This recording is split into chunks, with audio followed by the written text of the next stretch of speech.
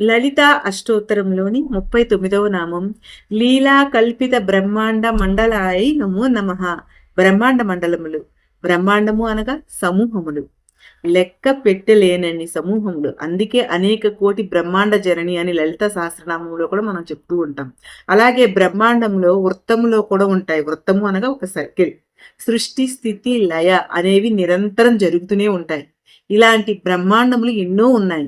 అన్ని బ్రహ్మాండములు కూడా అమ్మవారే కల్పించారు.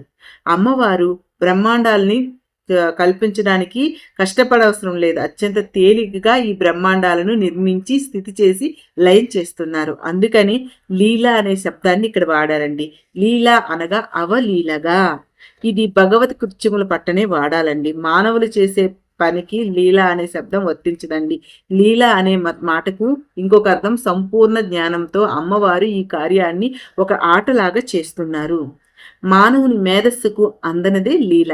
అటువంటి లీలతో సంపూర్ణ జ్ఞానముతో ఈ బ్రహ్మాండాలన్నింటినీ కూడా అమ్మవారు నిర్వహించి సృష్టించి స్థితి లయ చేసి అమ్మవారిని ఈ నామంలో మనం స్మరించుకుంటున్నాం.